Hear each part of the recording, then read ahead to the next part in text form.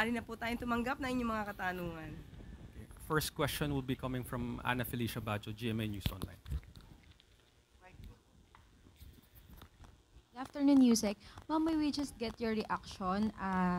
Cavite Representative Kiko Barzaga is eyeing to file impeachment complaint against the President. Nakarating na po ba ito sa Presidente, ma'am? Makarating o hindi makarating, ito naman po ay trabaho po yan at saklaw po yan ng House of Representatives. But ma'am, before po itong plano niyang pag-file ng impeachment complaint, he's also calling for the President to resign because yung corruption daw po ay dito sa Malacanang nanggagaling. Ano pong masasabi ng Palas? Mahirap po kasi magsalita ng walang ebidensya. Madaling magbintang, madaling magsabi kung ano-ano. Kung walang ebidensya, hindi dapat paniwalaan. Thank you, ma'am. Follow-up question from Ivan Mayrina, GMA 7. Yusek, how does the palace or how does the president view these moves by Congressman Barzaga? He said he will file an impeachment. He called for people power to oust the president. He called for the president's resignation. While the congressman's ways may be unconventional, he is certainly getting a lot of attention. Is Malacanang paying attention? Sa panahon ngayon na marami pong ginagawa ang Pangulo, hindi po pinapansin ang mga ganyang klaseng usapin. Busy ang Pangulo sa pagtulong sa mga kababayan natin, maraming trabaho para maiangat pa ang Pilipinas, hindi para ibaba ang dignidad ng ating bansa. But again, is the president paying attention to Congressman Barzaga?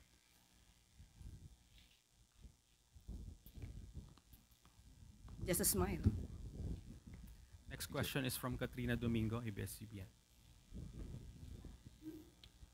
Ma'am, do we already have an updated number kung ilan na po yung complaints or letters na na-submit sa Sumbong sa Pangulo website since it was open to the public? As of 9 o'clock today, 19,729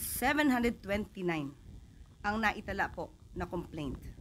At bukas po siguro mas magkakaroon po kami ng detalyadong report kung ano na po ang nangyayari at ano na po ang nasusolusyonan o ano na po yung nagkakaroon ng mga aksyon. Next question. Follow-up question, sorry.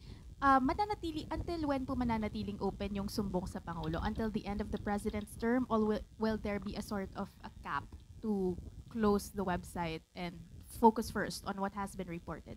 Tingnan po natin. Kasi kapag po naman wala ng report at natapos na at wala nang pumapasok, maaari na po siguro ito isara. Next question is from Ann Soberano, Bombo Rancho. Yusek, good afternoon.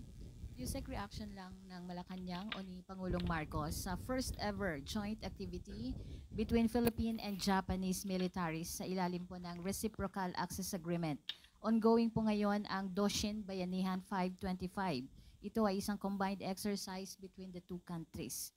Ayon sa National Security Council, ang nasabing inaugural activity ay isang strategic milestone in the operationalization ng RAA. Reaction po, ma'am. Yan din po ang nais talaga po ng Pangulo. Magkaroon ng reaffirmation ng ating commitment sa stability, peace and cooperation dito po sa Indo-Pacific.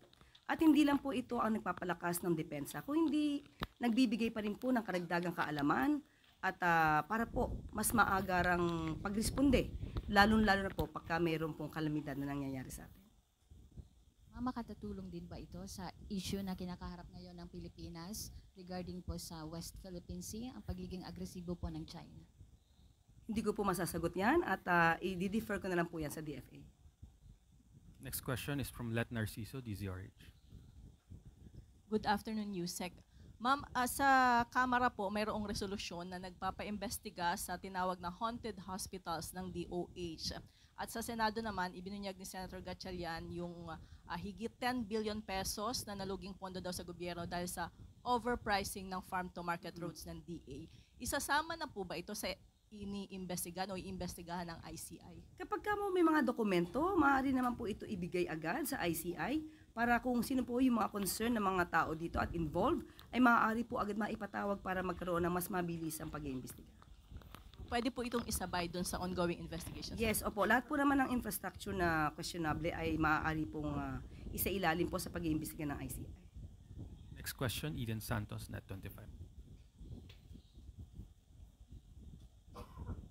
Yusek, sabi po ni Secretary Vince Dizon, meron ng 8,000 infra projects po yung naimbestigahan ng ahensya. May we know kung ang report po na ito ng DPWH ay naibahagi na kay Pangulong Ferdinand Marcos Jr. knowing na parang mas marami po dun sa 5,000 plus na mga flood control projects ng admin po itong kanilang naimbestigahan na. Ang pag-iimbestiga naman po ay sa buong 10 years. So, according to Sec Vince, ay nasabi na po niya ito sa Pangulo. Thank you po. Next question, Evelyn Quiroz, Filipino Mirror.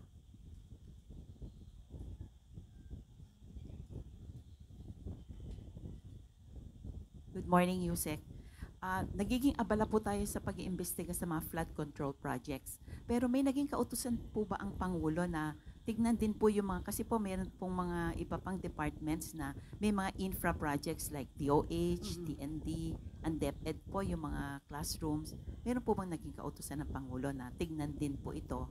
Kasi po yung mga contractor po ng flood control, sila rin po yung mga contractor sa mga ganitong projects. Kaya nga po, ang ginawa pong independent commission ay patungkol po sa mga anomalyang flood control projects and infrastructure. Ibig po sabihin, lahat po na maaaring i-report nila na may mga anomalya, maaari po itong imbestigahan. Yan po ang gusto ng Pangulo. Last question is from Tina Maralit, The Manila Times. Good afternoon, ma'am.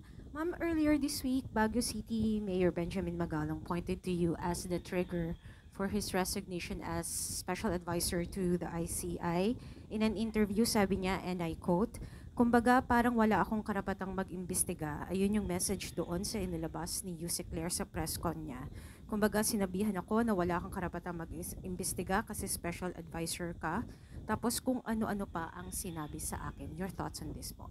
Sana po napanood niyang buo yung ating press briefing. Pero ito pong issue na to ay paulit-ulit na at nasagot ko na po, pero hindi ko alam bakit paulit-ulit pa rin at parang hindi po nagkakaroon ng katapusan ang issue na ito. But anyway, this will be my last time to answer these issues. Unang-una po, hindi ko po saklaw ang kanyang damdamin. Siya po ang voluntaryong nag-resign, hindi naman po siya pinagre-resign. Kung iyon po ang kanyang naging desisyon, hindi ko rin po saklaw ang kanyang pagdidesisyon. Sinabi po niya na wala daw siyang karapatang mag-imbestiga. Unang-una po, iba po kasi ang pag-presume at iba naman po yung naging pronouncement ng ating Pangulo. September 15, sinabi po ng Pangulo na siya po ay Special Advisor. Hinanapan po siya sa isang programa kung nasaan po ang kanyang mandato, ang papel patungkol po dito. Ang sinabi lamang po ni Mayor Magalong ay he just presumed that he is an investigator. Maaaring ganun ang mangyayari kung siya po ay nag-resign bilang mayor. Pero ang Pangulo na nga rin po nagsabi na pinili niya pong mag-stay at manatiling mayor ng Baguio City. So, kung kayo po ang magtatanong sa kanya, maaari po nating hanapin nasan nga po ba yung sinasabi nating papel na siya po ay nagtatalaga o tinalaga ng Pangulo na investigador. At sana po, maiwasan na po rin sana natin yung mga guessing game na nagbibigay ng intriga, lalong-lalo na sa aking naging trabaho. Ang aking naging pronouncement po dito noong September 26 na ang role ni Mayor Magalong ay ibibigay muna sa legal team, yan po ay nanggaling sa Pangulo. Huwag po niyang bigyan ng intriga na mayroong nag-utos sa akin na ibang tao. Kaya sabi nga natin, iwasan natin ang kwentong walang ebidensya.